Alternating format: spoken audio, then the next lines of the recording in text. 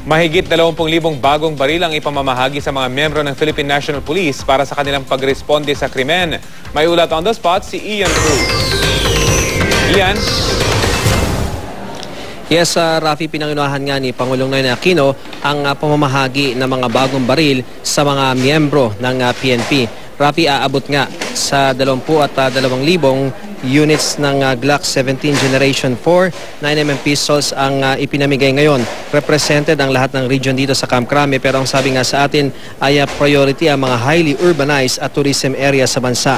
First two tranches itong 22,603 units ng kabuang 74,879 units ng nabiling mga Glock pistols. Rafi, nasa 40,000 pesos ang unit price ng kada Glock 9mm sa market, kaya naman sa 16,569 pesos na unit price ay nakatipid daw ng 200 milyong piso ang ating pamahalaan. Nasa mahigit 146,000 ang lahat ng mga pulis sa ating bansa, pero Rafi, nasa 78,000 lamang ang mga may baril na pulis sa ating bansa. Kaya naman umaasa ang PNP sa pagdating nitong mga bagong 9mm pistols ay magiging 1:1 na nga ang ratio ng mga may baril na pulis. May programa rin ng PNP para sa pagbili ng mga high-powered firearms gaya na lamang ng assault rifles. Narito ang pahayag ng Pangulo at ng iba pang mga opisyal.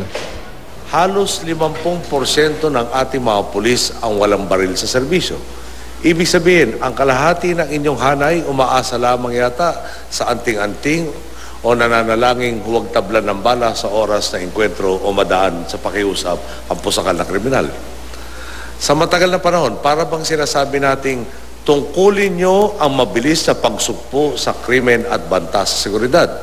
Pero kapag kapakanan nyo na ang nakataya, magtiis kayo at huwag nang umasa. Kaya talaga naman pong isang makabuluhang araw ito para sa ating pambansang seguridad. Yung programa, dadating na 74,900 na bagong baril ang dadagdag sa inventaryo ng PNP at ibibigay ito sa bawat pulis. Magiging 1:1. No? So inuuna lang yung pinaka-high priority, mga highly urbanized areas. And I expect the recipients of these pistols to use these firearms with utmost responsibility and care.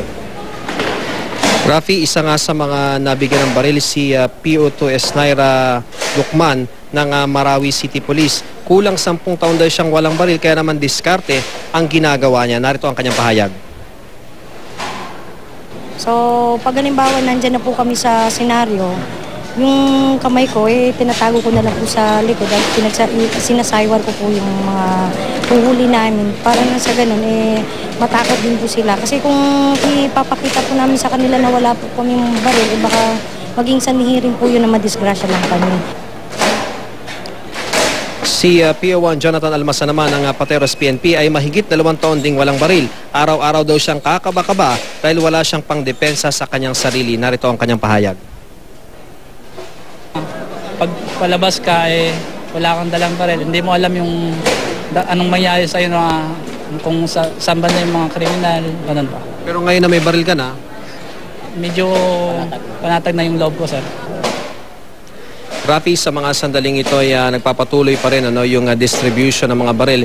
Yung mga nandirito ngayon sa Multipurpose Center ng Camp Crame ay yung mga taga-NCRPO. Ang initial na ibibigay sa kanila, Rafi, ay 250 na mga baril muna, pero 6,000 out of 22,000 na units daw yung ibibigay sa NCRPO sa distribution na magaganap sa araw na ito. Rafi? Ian, sasailalim pa ba sa training itong mga pulis na ito na nakatanggap ng bagong baril?